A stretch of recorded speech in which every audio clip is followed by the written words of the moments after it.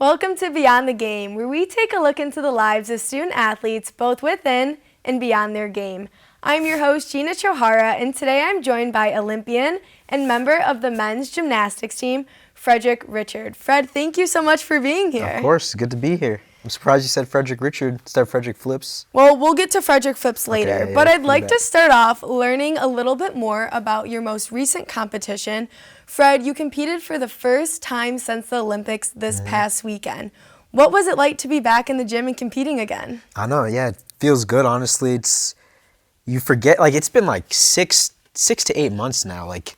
The Olympics it feels really long ago now, and now I get to actually be back on the floor, remember what it feels like to be on under pressure, you know what I mean? So that felt good. Get all the crowds back cheering you on. It was good vibes. In addition to competing, you hosted an invitational for young male gymnasts. Can you tell me more about this invitational and your goals with creating it? Yeah, I mean, I feel like if you ask a lot of athletes, everybody's always thinking about, what's your legacy going to be? What do you want to have created or changed by the time you leave the sport? For me, I want to build a lot of things in my sport, grow the sport. Starts with the small stuff like hosting competitions now. I grew up competing in these competitions. Now it's like a full circle moment where I'm hosting the competition. It had about 70 kids, and because one session, all, they're nervous. They're competing like it's a big competition. They're excited. It's hosted by an Olympian, the person they look up to. And it's nice to give back to these kids. And every year we're building it bigger and bigger now. You've mentioned the importance of giving these male gymnasts the opportunity to compete. And I know one of the gyms that participated was a gym that you practiced at growing up. How special was it to give back to a place that helped support you in your journey? Yeah, I mean, it's literally like a full circle moment. Like if you ask my younger self, do you think you'd be hosting competitions when you're older? Not even really older, when you're 20 years old. I don't think I would have said yes. But, I get to do that now and give back to the gym that made me this level and give back to other gyms. With the profits of that competition, I donated to Springfield College, which, I want to donate to college programs and help grow men's gymnastics in college. So it's pretty cool to finally be in a position where I can do these things. You mentioned the Springfield College program. What led you to donate to that specific program? Yeah, they were generous. I was competing at Springfield, and I said, hey, can I set this invitational meetup in your arena before we compete? They were all on board. They realized, if we fill up this place beforehand, we get the crowd for our competitions. So they supported everything I was doing, and obviously I want to help their program. They're D3. Their guys they have to pay for their own equipment, their own gear. D1 we have it good at Michigan, we get free gear, free tuition, everything, but other colleges are different, so definitely want to donate to them. It's evident that the community you grew up in played an important role in your journey to becoming a gymnast. So I'd like to circle back a little bit and get to know more about you and your background. So tell me, what was it like growing up in Massachusetts? Yeah, I mean, how do I describe it? For my life, yeah, I'd say it's probably 80% of my memories are in the gym. Definitely lived in the gym my whole life. Went to school, obviously, finished at about 2:30. Went to the gym about 4, and I was there till 8 or 9 every day, literally Right. always. But I just remember a lot of fun. My best friends were in the gym. My family and parents all supportive. They didn't ask questions. They just drove me to practice and back. They didn't know anything about gymnastics. Honestly, they still don't, but they just support what I do, and they're there for every competition. They were at this competition. You mentioned the role of your family, so I'm curious to know, is there a specific person who inspired you to become a gymnast? Good question. I feel like I was a gymnast before knowing that there was any other thing to do. My first time in the gym was 2 years old, and my sister, she's a year and a half older than me, she started gymnastics at about 4, and a lot of young girls do gymnastics. So I was introduced to it at a very young age. So, I mean, before I even knew about being inspired by people, I was already in the gym, seeing kids flip and being like, okay, I just learned how to walk. This is probably the next step, trying to backflip.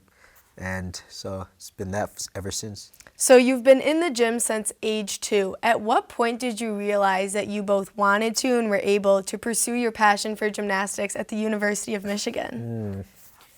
Probably age 4. No, I'm kidding.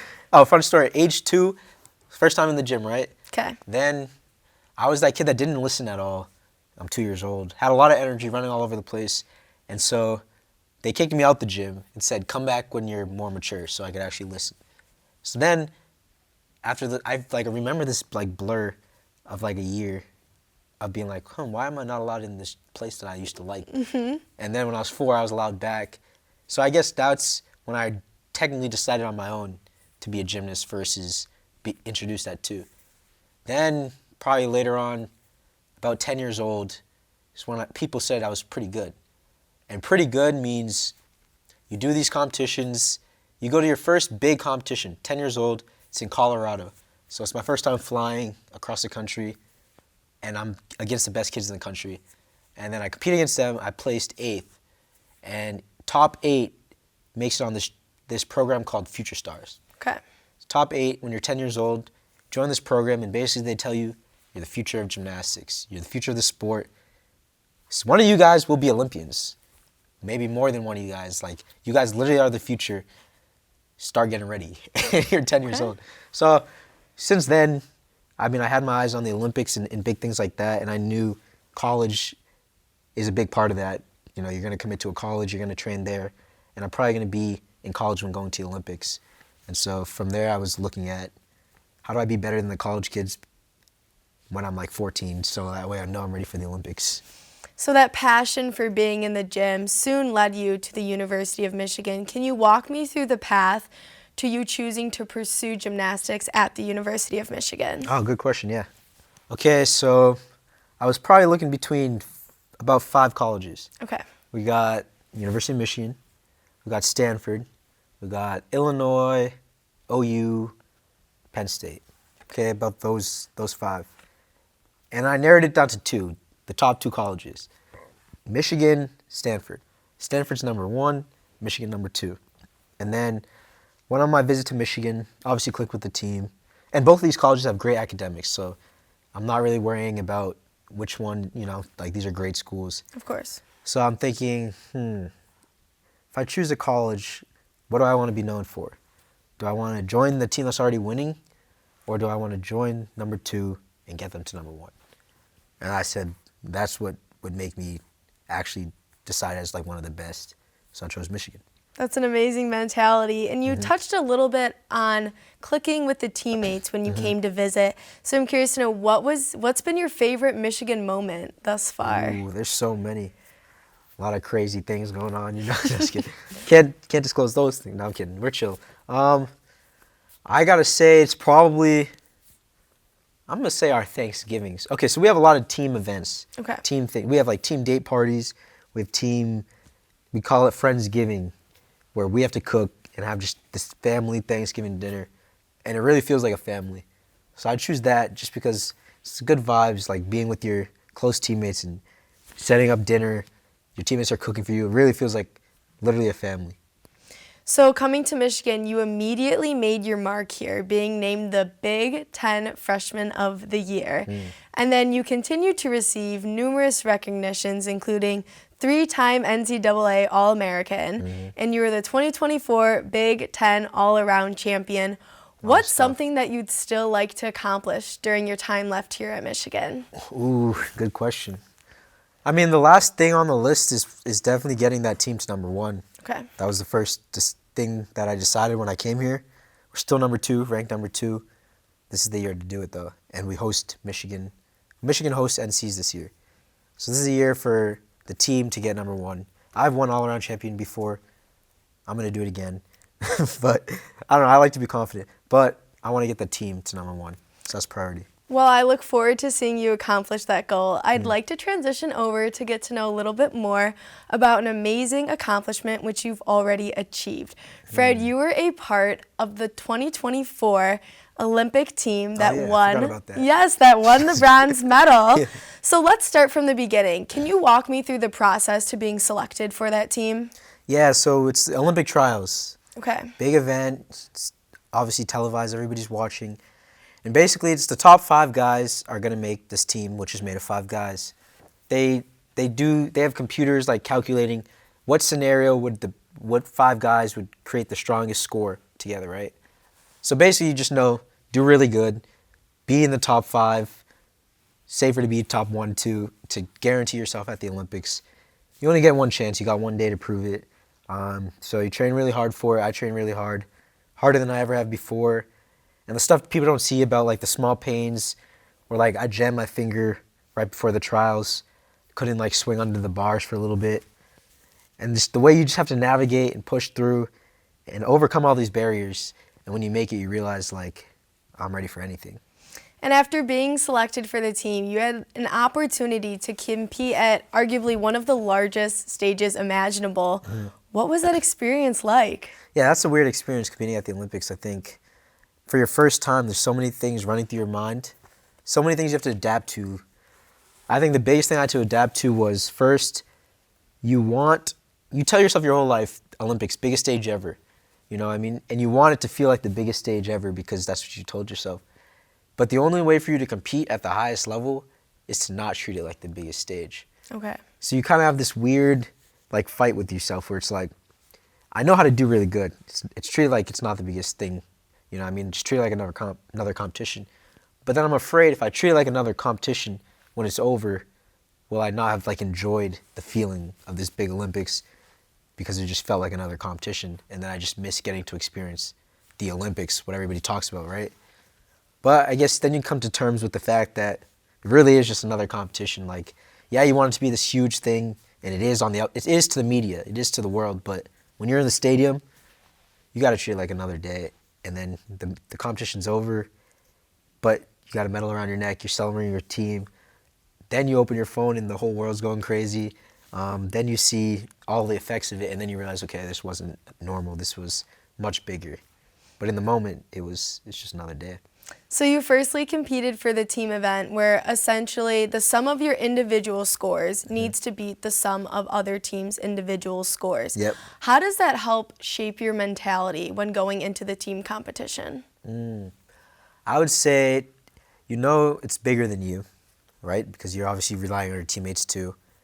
And I would say it takes off some pressure because the mentality switches where it's not, I got to do this routine, and if I do bad, I ruin everything for the team, and we don't get a medal. The mentality kind of switches where it's like, I'm not the only one doing this routine. I have my brothers behind me.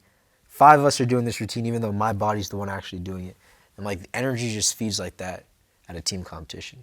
And the last event for your team competition was high bars, which is rumored to be your favorite. It is my favorite, yeah. How do you work through the adrenaline and fatigue that you might feel at this point in the competition? Yeah, I mean, that's where the training comes in. I mean, we have to train at least twice as much as we have to do in a competition. And those trainings are really hard. And I knew high bar was going to be one of those deciders event-wise. So I gave everything into it in the gym. Struggled a lot. Had a lot of pains, problems, whatever, but I think it just prepared me to thrive in the moment and did a killer set. And Fred, you stuck your landing. Walk me through everything you were feeling in that moment. Yeah, I mean, I have one rule when I land, or when I stick a landing, sit in it for like an extra 3 or 4 seconds, feel the energy of like the whole stadium. That's what I did, because you stick it and you realize, wait, okay, all the work I've done in the last couple months, all the work I've done in like 20 years, literally is for this one stick. I'm going to sit in it and enjoy it, knowing that we're doing the right thing for this team and we're gonna get those results. Felt really good. Feels like everything came full circle and paid off. Someone you got to share that moment with was Paul Judah, who is a teammate both at the University of Michigan as well as at the Olympics.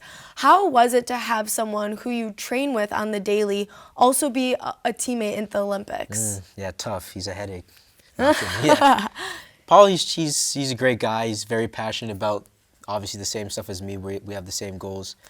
And when you're going through the gym training, trying to do way more than you have to do in competition, struggling, you at least get to see someone else doing the same thing.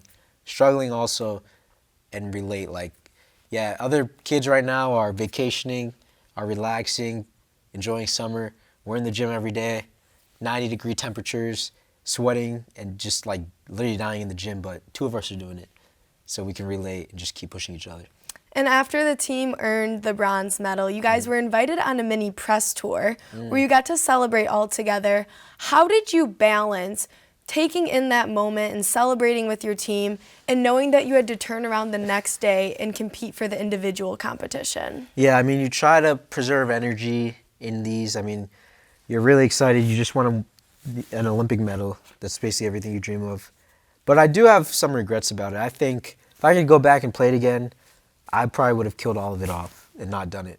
I mean, you want to enjoy it. You want to take advantage and grow the sport. And this is your opportunity. You're in front of you have in front of the cameras, in front of millions of people. You get the chance. But honestly, I think I would have liked to preserve even more energy so I could truly have popped off the next day. But this is something I learned I'll take for 2028. I mean, we got something amazing this time and got to take advantage of it and get way more eyes on men's gymnastics. I think that was definitely accomplished. But so yeah. And it is such an extremely quick turnaround from the team competition to the individual competition. How does your mentality change when going into the individual competition? Yeah. I feel like that's when I get to be greedy.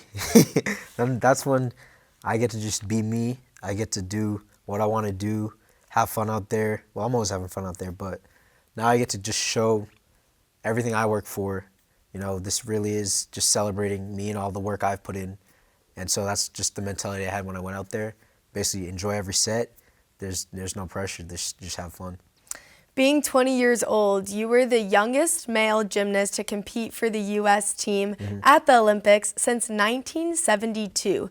Did you know this going into the competition? And if so, did it add any extra pressure? No, I did not know this. Yeah, I feel like I definitely don't know these like records or these historic things, but it's definitely nice to see it afterwards and say, hey, wow, I've done something pretty cool. I'm adding to history. You know what I mean? For sure, and so much effort and work is put into preparing for a competition like these. What does a typical training day look like for you? Yeah, a lot of work. I guess the day split up between two different practices. There's a morning practice, which is usually lifting. Well, it's either lifting or in the gym. We're in the gym right now, and it's early. It's 7 o'clock. 7 o'clock morning practice to 8, 1 hour. That's when you're either like sharpening small technical things or lifting for durability, strength. Then you have a later practice, 2:45, and in between that, it's the school, it's the classes. I'm still a student here at Michigan. Of course. Right? Film, TV, and media major. Yes. But 2:45 hits, we're back in the gym, and that practice goes about 4 hours. I just came back from that practice right now. That's why the hands are ashy, you know. It's tough out here. But yeah, it's just, so that averages about 5 hours a day. Then that doesn't include me seeing my trainer. I saw my trainer at 10 o'clock today. It's about an hour with the trainer. It's when they're sticking needles in you, cupping, just anything to help you with recovery. So there's that, and then there's obviously eating right, sleeping right, giving everything. So you obviously spend a lot of time in the gym. When you're not in the gym and have a day off, where might someone find you? You'll probably find me back in the gym. Yeah. What a great answer. I mean, I didn't even add on, that's just the training. I didn't add on the media side of things, the social media things I'm passionate about, the projects, the collaborations with other athletes, the things like that I think is really important for growing the sport, getting more eyes on everything I do, everything we do. So that's even more hours on top of that. Before we go into social media, I need to know, where is your medal hanging and how did you celebrate? Oh, okay. I finally have my medal in a case. Okay. It took too long because after the Olympics, every event you go to, every occasion, they always tell you to bring the medal. You start to think, like, is this medal more powerful than me? Like, is the medal cooler than me? Because everybody wants it. But I finally put it in its case, and it's safe now. It's on campus. Oh, how fun. If anybody hunts down where I live, they might be able to rob it. But I have it, it's not guarded as well as it should be. But yeah, it's in a nice case now. Well, congratulations. It truly is amazing how much you've accomplished, not only as a gymnast, but also to bringing the sport of gymnastics to the public eye. Fredrick Flips, let's get into it. How did you develop a passion for media? Yeah, that started in I think 16, I was 16, so 4 years ago, COVID. Honestly, I think COVID sparked everything. I think if COVID didn't happen, my life would be so much different. And honestly, I think I'd be way less successful. I think basically I was sitting at home months to just think, you know what I mean? And actually like think about the future and not just kind of live day to day and train and go to school.